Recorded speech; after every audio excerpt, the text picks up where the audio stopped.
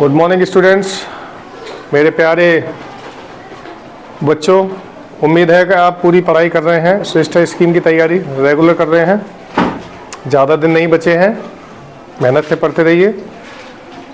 मैं आपका शिक्षक अनिल कुमार आज विज्ञान विषय में 2 चैप्टर्स को कवर करेंगे हम एनसीईआरटी के क्लास 8 के। उनके एमएसक्यू बताएंगे, उसके बारे में समझाएंगे और हर एक क्वेश्चन को व्याख्या से समझाएंगे। तो आप लिखते रहिए और समझते रहिए। पहला क्वेश्चन देखिए, पहले विज्ञान टॉपिक का नाम देख लें, दहन, ज्वाला, पौधे और जंतुओं का संरक्षण। ये 2 चैप्टर हैं जिन्हें मैं एक ही उसमें कवर करेंगे। क्वेश्चन लेंगे पहला, मैग्नीशियम रेबन, हमने तुम्हें प्रैक्टिकल कराया था। मैग्नीशियम रेबन का फीता जलने पर क्या देता है। देखिए हमने लास्ट ईयर कक्षा 8 वालों को प्रैक्टिकल भी कराया था, ध्यान हो तो तुम्हें, मैग्नीशियम रेबन वाला। तो मैग्नीशियम का जब रेबन जलाते हैं हम तो वो 2 चीज़ें देता है, 3 चीज़ें। पहला है मैग्नीशियम ऑक्साइड, मैग्नीशियम ऑक्साइड,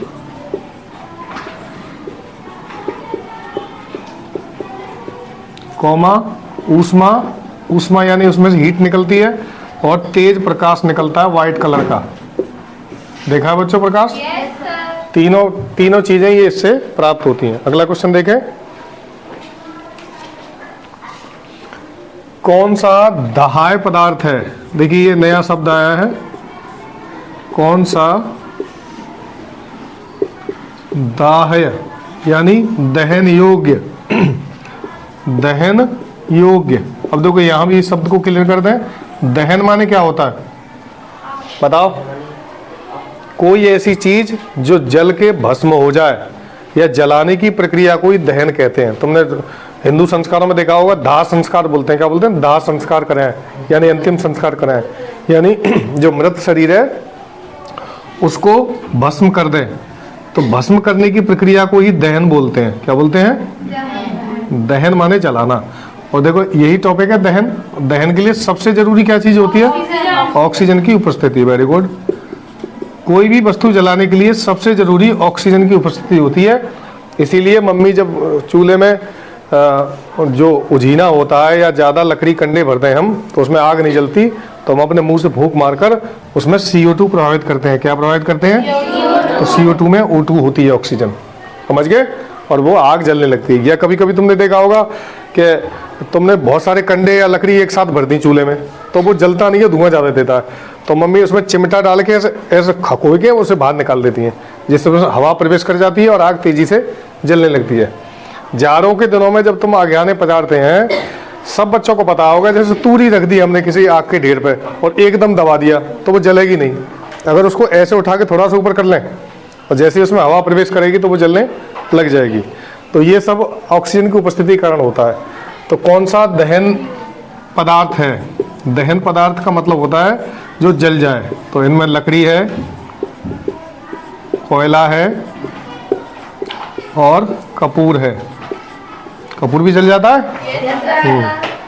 अगला क्वेश्चन लगे, कौन सा पदार्थ तेज ज्वाला के साथ नहीं जलता? कौन सा पदार्थ तेज ज्वाला, ज्वाला या लौ एक ही बात होती है, ठीक है, ज्वाला के साथ नहीं जलता। देखिए अब जलाने की प्रक्रिया आपने सबने देखी है, कौन सी चीज कैसे जलती है। जिसमें तेज लपटें निकलें उसको तो ज्वाला कहेंगे कि ज्वाला के साथ जल रहा है। तो इसका सही आंसर है LPG। क्या है? LPG। कोई नाम बताया इसका? लिक्विफाइड पेट्रोलियम गैस या द्रवित पेट्रोलियम गैस। ठीक है बच्चों, यही लाल वाले सिलेंडर में भरी आती है।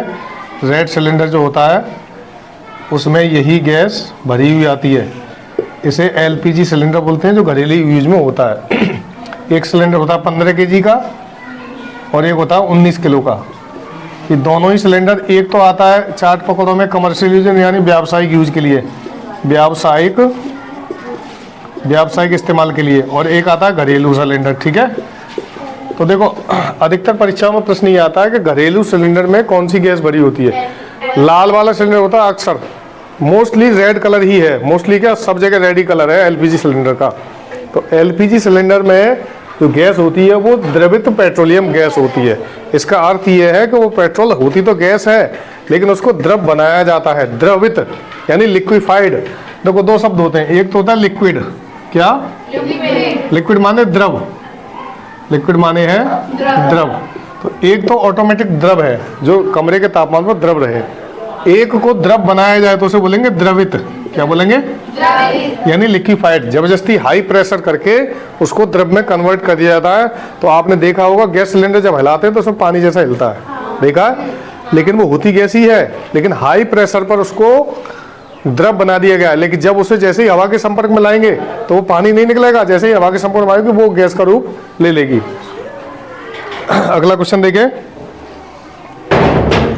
जलती हुई मोमबत्ती पर उल्टा ग्लास रखने पर, लिखिए जल्दी से, जलती हुई मोमबत्ती पर उल्टा ग्लास रख देने पर क्या होता है?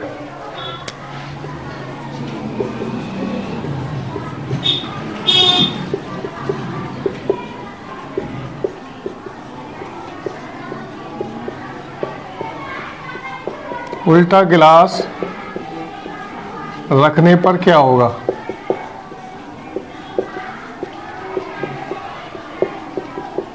ठीक है, देखिए जैसे ये कैंडल जल रही है सपोज दैट, और इसके ऊपर हम एक उल्टा गिलास रख देते हैं, ये प्लेट में है कैंडल, ठीक है। अब क्योंकि हम बता चुके हैं कोई भी चीज दहन जलने के लिए किसकी आवश्यकता होती है? ऑक्सीजन, यानी O2 की, ये इसकी लॉ है। और ऑक्सीजन इस गिलास में होती है ऑक्सीजन। जैसे ही इस गिलास को जब हम उल्टा करेंगे तो कुछ देर तक तो लौ जलती रहेगी क्योंकि इसमें ऑक्सीजन थी गिलास में। हवा जाना बंद हो जाएगी तो इसमें जो भी ऑक्सीजन थी वो जल के CO2 में बदल जाएगी, किसमें? कार्बन डाइऑक्साइड, और तुरंत ही मोमबत्ती बुझ जाएगी। तो इसका आंसर ये है कि कार्बन डाइऑक्साइड की उपस्थिति के कारण मोमबत्ती बुझ जाती है। हमने बोला था जलती मोमबत्ती गिलास उल्टा रख देंगे तो क्या होगा? आंसर लिखे, मोमबत्ती बुझ जाएगी CO2 के कारण। अब CO2 कहां से आई थी गिलास में? ऑक्सीजन जलने के बाद कार्बन डाइऑक्साइड में बदल जाती है, ठीक है। अगला लिखिए,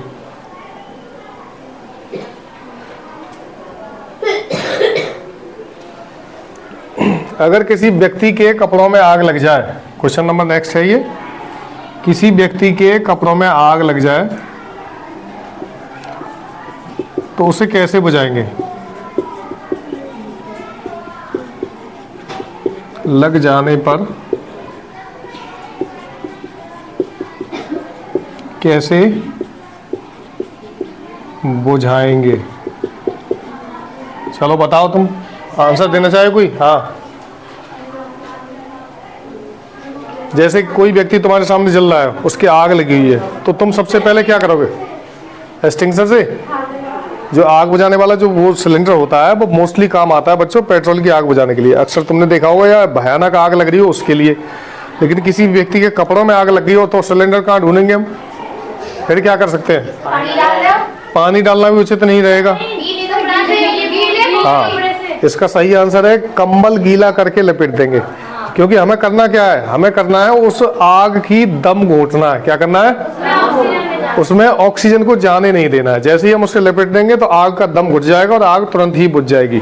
भप से दिया, तुमने देखा होगा घर पे कहीं आग लग जाता है, ऐसे हाथ मार दो उस पर, हाथ मारने से उसकी ऑक्सीजन पहुंचने का जो एरिया होता है वो कम हो जाता है और आग बुझ जाती है तुरंत ही, ठीक है ना। तो इसका आंसर है गीला कंबल लपेट देंगे, गीला कंबल। ध्यान रखें, कंबल गीला हो ना, और सूखा हो तो और आग लगा दो उसमें।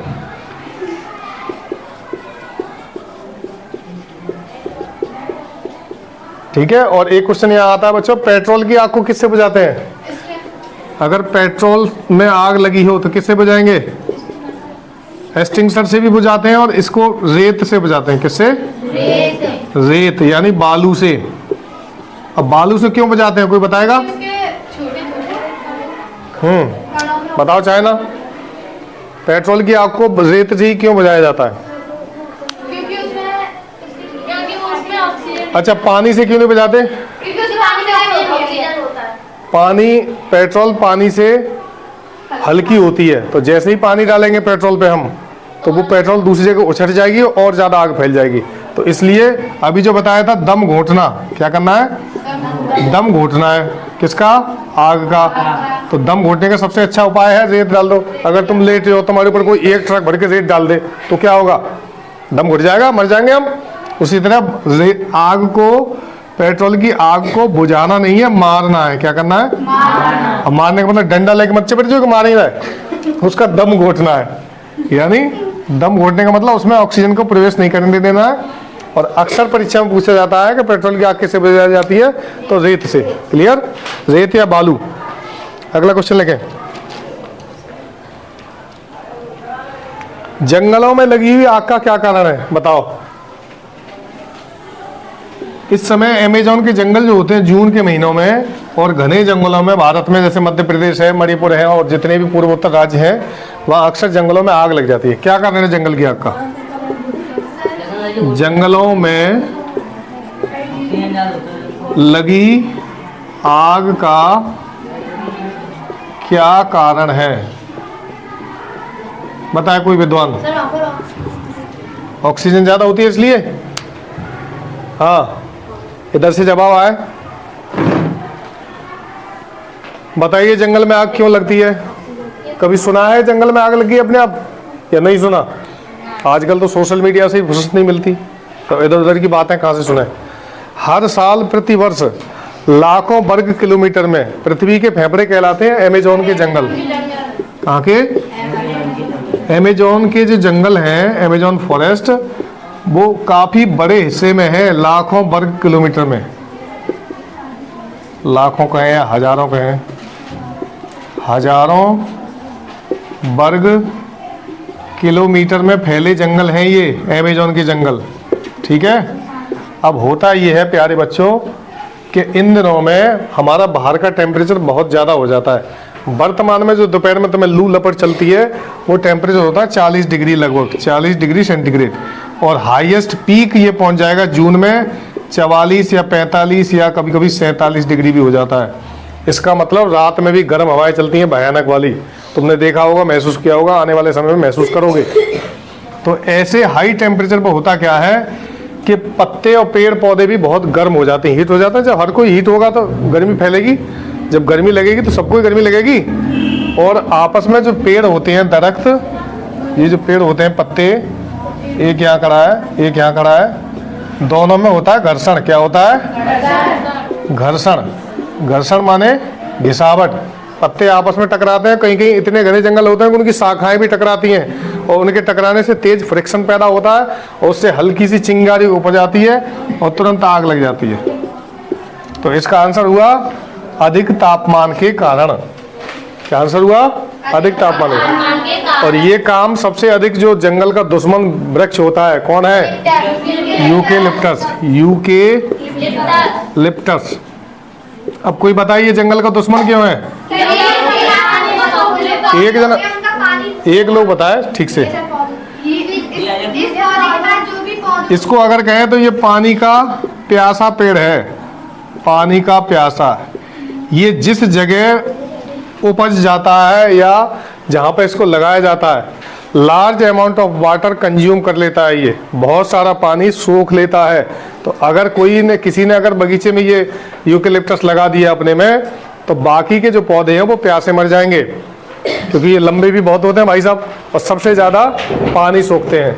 इसीलिए इनको रोड के किनारे या नदियों के किनारे या नहरों के किनारे लगाया जाता है, ताकि जो लार्ज अमाउंट ऑफ वाटर है, बहुत सारा पानी होता है नहरों में, तो वो पानी को इसको सोख ले। ठीक है। तो ये जो होते हैं, ये बहुत तेजी से आग पकड़ने वाले वो होते हैं। ठीक है। अगला लिखें। तो इसमें लिख लिया अधिक तापमान। देखो, ऊष्मीय मान का मात्रक क्या है? ऊष्मीय मान,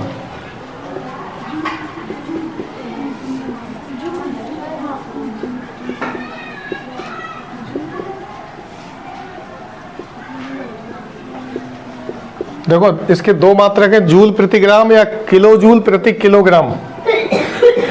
आंसर लिखे किलो जूल प्रति किलोग्राम।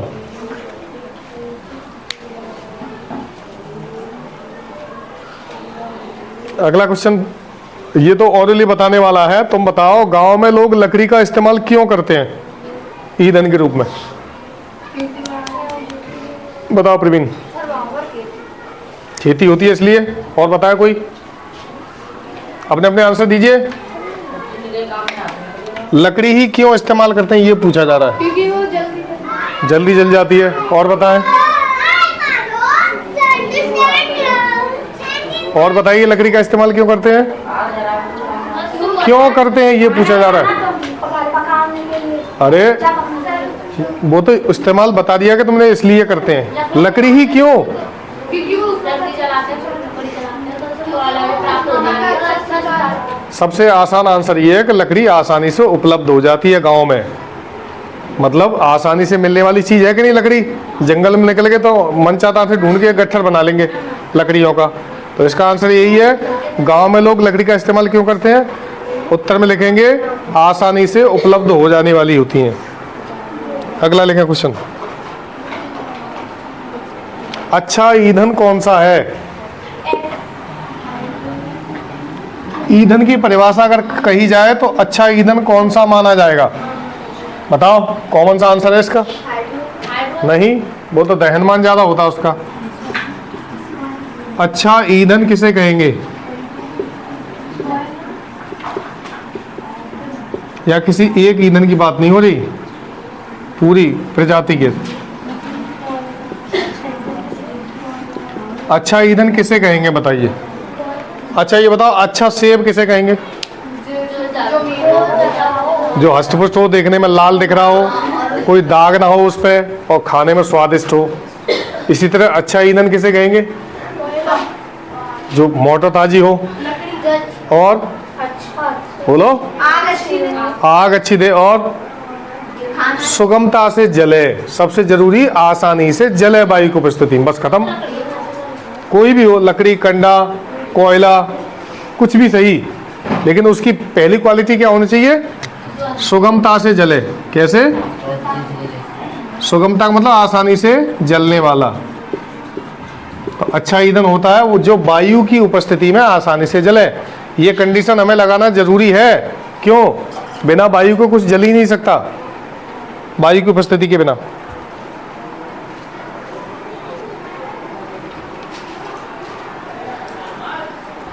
लिख लिया, सुगमता से जलने वाला। अब देखो संकटापन्न प्रजाति। अब हम दूसरे टॉपिक पे आते हैं, संरक्षण पौधों और जंतुओं का। संकटापन्न प्रजाति किसे कहते हैं? कोई बताएगा? जो धीरे धीरे विलुप्त हो रहे हो या जिनकी संख्या घट रही हो, उसको कहेंगे संकटापन्न प्रजाति। ठीक है, तो इसमें लिखिए जंगली भैंसा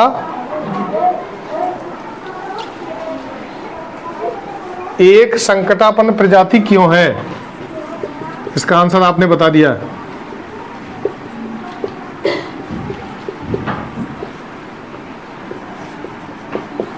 क्यों है? आंसर लिखे, इनकी संख्या घट रही है।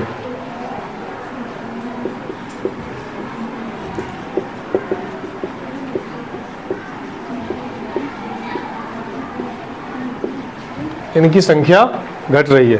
क्लियर? अगला,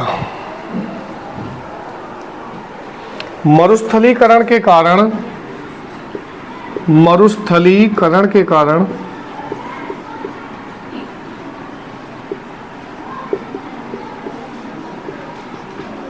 प्रकृति में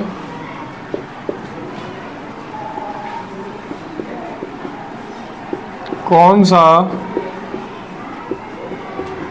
परिवर्तन होता है?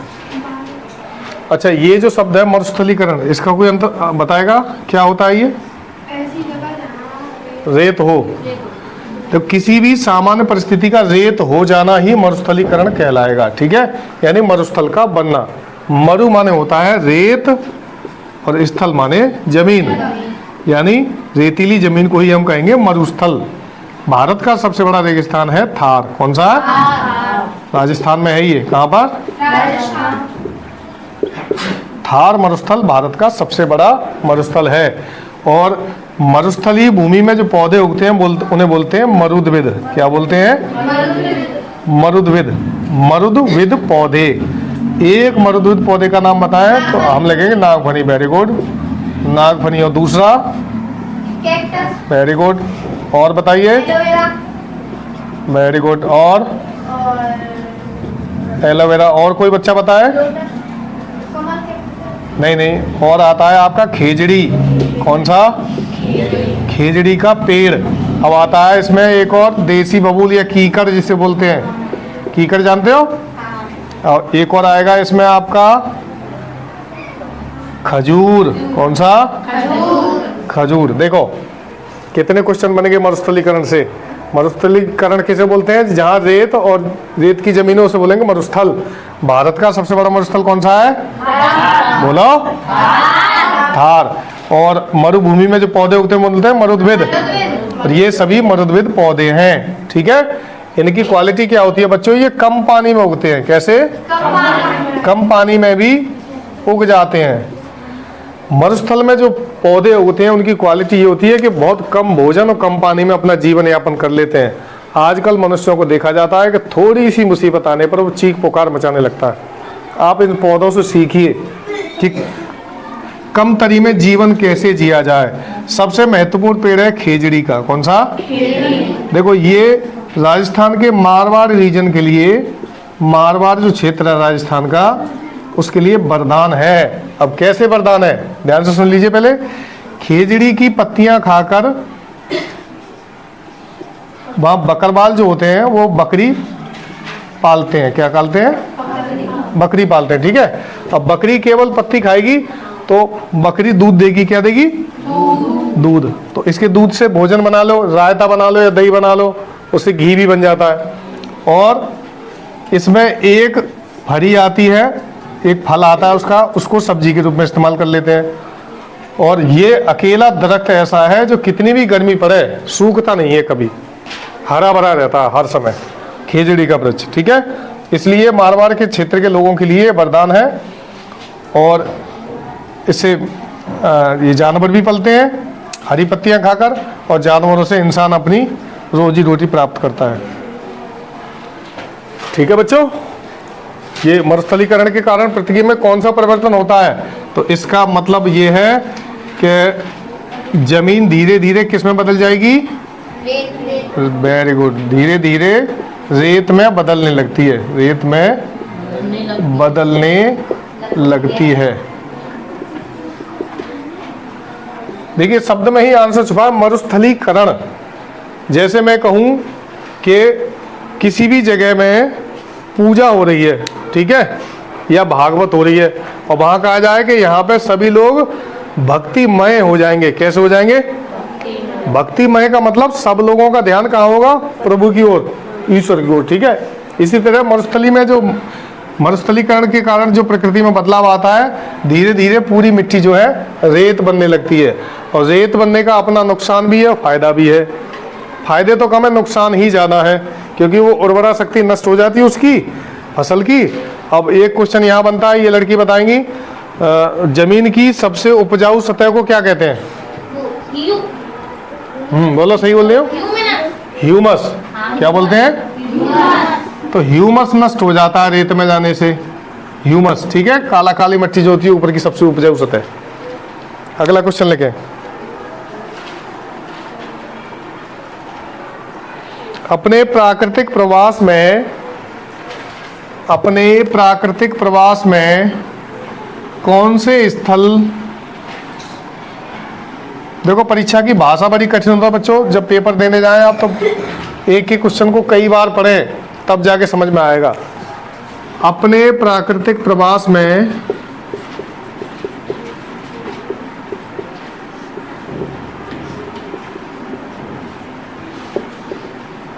कौन से स्थल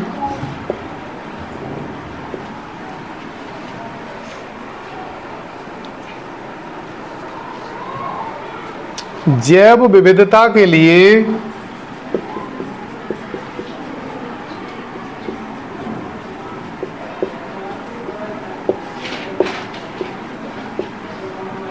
संरक्षणीय है?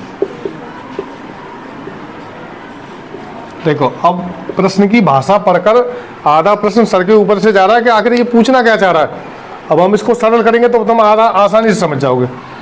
अपने प्राकृतिक प्रवास का मतलब हमारे चारों ओर कौन से स्थान जैव विविधता का मतलब सभी जीव जंतुओं के लिए संरक्षणीय यानी रखने योग्य हैं। अब इसमें आसानी से बता दोगे तुम। हमारे आसपास ऐसे कौन से क्षेत्र होते हैं जहां हम जंगली जानवरों को, पेड़ पौधों को संरक्षित रखते हैं? बताइए। पहले होते हैं वन्य जीव अभयारण्य, वन्य जीव अभयारण्य, ठीक है। और दूसरे होते हैं पादप संग्रहालय या अभयारण्य, इसको बोलते हैं पादप उद्यान। अभी समझाएंगे सारी चीजें। पादप उद्यान। और तीसरा होता है नेशनल पार्क, नेशनल पार्क। देखो ये तीनों चीजें हैं, क्या है यहाँ पे? पादप उद्यान में संरक्षण किया जाता है किसका? पौधों का। किसका? संरक्षण का मतलब समझ रहे बच्चों क्या है? इसका मतलब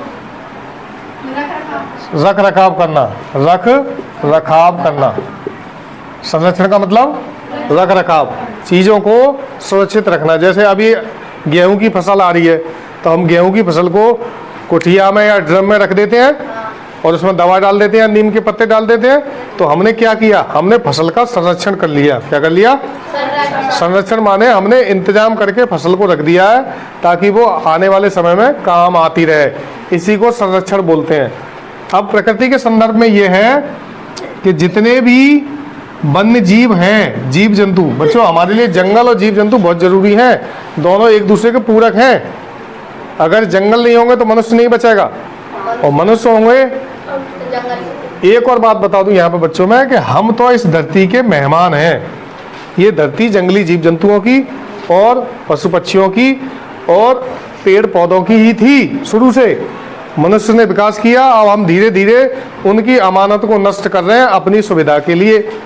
धीरे धीरे नष्ट कर रहे हैं। जनसंख्या तेजी से बढ़ रही है, पेड़ों को काटा जा रहा है, जंगल कम हो रहा है, इसलिए जंगली जानवर रोड पे दिखाई दे रहे हैं। आजकल सबसे बड़ी और आम समस्या है बच्चों कि बंदर हर जगह दिखाई दे रहा है। क्या है? बंदर।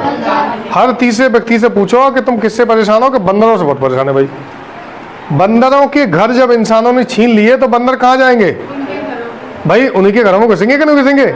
जिस जगह आज मकान बने ठाड़े हैं, बड़ी बड़ी बिल्डिंग, कभी वहां जंगल हुआ करता था। क्या हुआ करता था? तो बंदरों को तो यही मालूम है कि जंगल था यहाँ, ये इनने हमारे घर घेर लिए।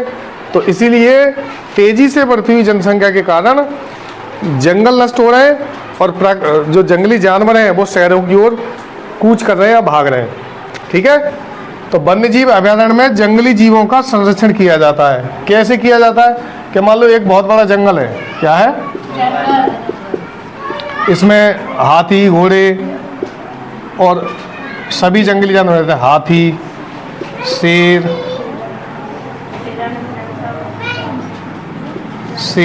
चीता, हिरन, अजगर और छोटे मोटे पशु पक्षी सब रहते हैं। ठीक है। अब जो जंगली जानवर हमारे लिए भयानक होते हैं और डरावने होते हैं, वही शिकारियों के लिए आमदनी और पैसा पैदा करने का जरिया होते हैं। ये जानवरों की खाल हैं और इनके अंग बड़े महंगे बिकते हैं। तो जो पैसे के लालची लोग हैं वो इनका शिकार करते हैं। क्या करते हैं? शिकार। हाथी का शिकार जो है हाथी दांत के लिए किया जाता है। किसके लिए? हाथी दांत के लिए। और हाथी का दांत लाखों में बिकता है। एक एक दांत की 2.5-3 लाख कीमत होती है। जिंदा हाथी 1 लाख का, मरा हुआ हाथी 3 लाख का। अगर हाथी मार दिया तो 3 लाख का बिकेगा, जिंदा 1 लाख में मिल जाएगा। तो इनके संरक्षण के लिए इनके जंगल के चारों ओर एक दीवार बना दी जाती है। क्या बना दी जाती है? दीवार। और उस पर कटीले तार या करंट लगा दिया जाता है और इनको संरक्षित कर लिया जाता है। तो अब ये बताओ, ये दीवार इन जानवरों के लिए है या शिकारियों के लिए?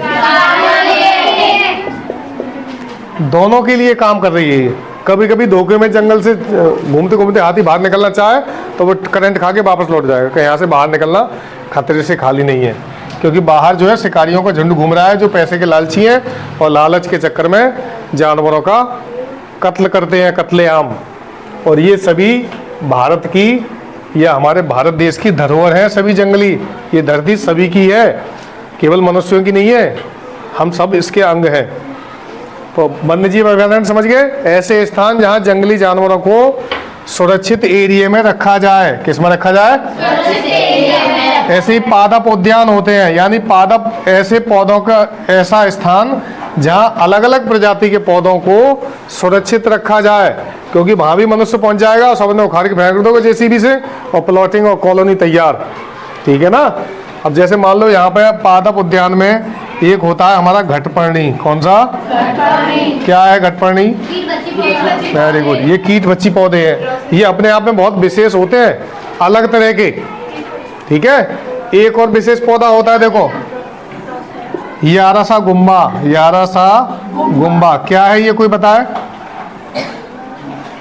किसी बच्चे को याद है यारासा गुम्बा क्या है? कीड़ा जड़ी याद है? ये कीड़ा जड़ी है, देखो अभी बताते हैं इसके बारे में होता क्या है। यारासा गुम्बा है अपने आप में बहुत विशेष पौधा। ठीक है। इसका नाम होता है कार्डिसेप्स साइनेंसिस। कार्डिसेप्स साइनेंसिस। ठीक है। अब देखो ये है क्या, ध्यान रखना ये सारे प्रश्न परीक्षा से महत्वपूर्ण है। आप एक एक प्रश्न को लिखते जाएं, जो मैं बोल रहा हूं, जो समझा रहा हूं, इनमें से जो भी प्रश्न तुम बना सकते हो मेरी भाषा को पढ़कर वो बना लीजिए।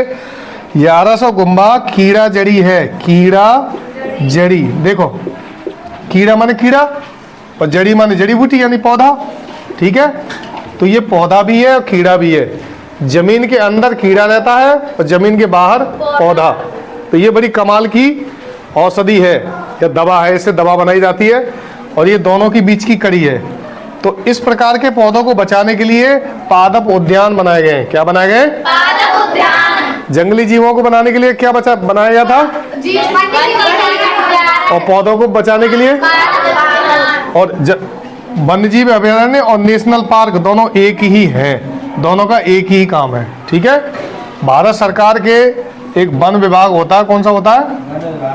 वन विभाग के कर्मचारी इनकी देखभाल करते हैं। इसमें एक फॉरेस्टर गार्ड होता है, एक रेंजर होता है, एक डिप्टी रेंजर होता है। ये सभी मिलकर जंगली जीव जंतुओं और पौधों का संरक्षण करते हैं।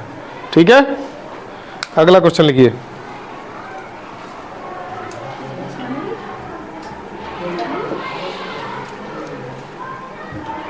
चलो लास्ट क्वेश्चन लिख लो।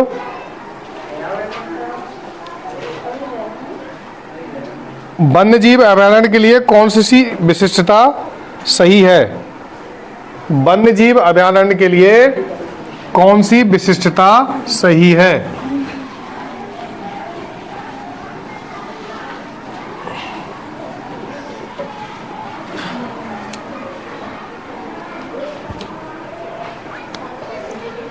एक एक क्वेश्चन को सही से समझते रहें।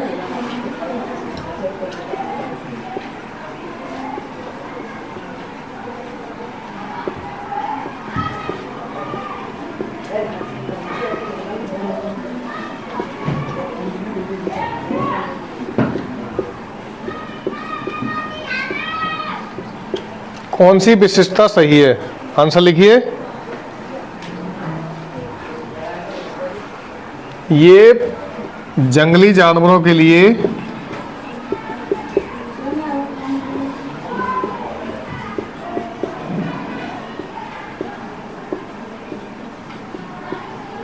कृत्रिम रूप से बनाए गए स्थान हैं।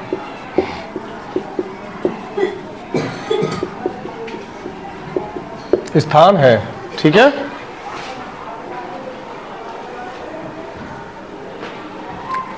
अब लिखेंगे लास्ट क्वेश्चन, ये बहुत ज्यादा इंपॉर्टेंट है, इससे बहुत सारे क्वेश्चन आते हैं। रेड डाटा बुक क्या है? हाँ बिल्कुल, बहुत अच्छा। रेड डाटा बुक, इसको लाल पेज पुस्तक भी बोलते हैं। लाल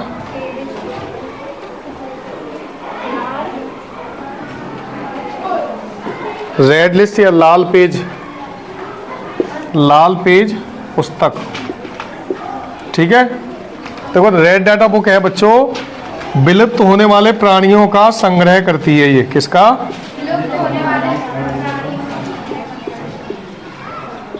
इधर से आवाज नहीं आती है क्या? बात तो तुम सुनते नहीं हो, साथ साथ बोला करो तभी समझ पाओगे। रेड डाटा बुक क्या है? होने वाले प्राणियों को संग्रह करने वाली पुस्तक।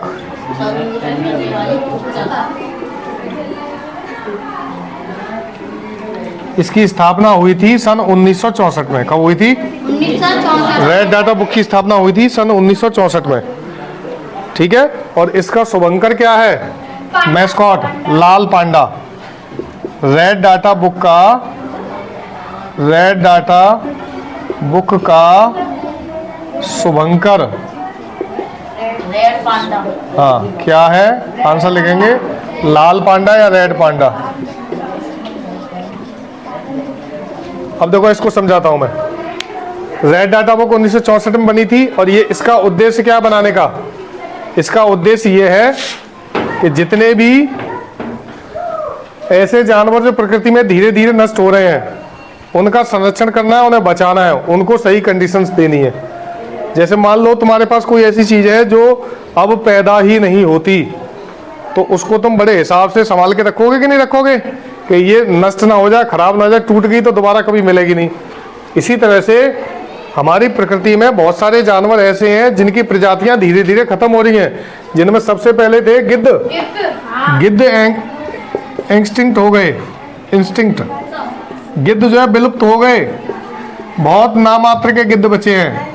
ठीक है, तो उनका संग्रह भी रेड डाटा बुक में है और इसका शुभंकर है लाल पांडा। शुभंकर का मतलब शुभ नाम या शुभ अंक, या किसी जानवर को विशेष रूप से बचाए जाने के लिए उसका शुभंकर बना दिया जाता है।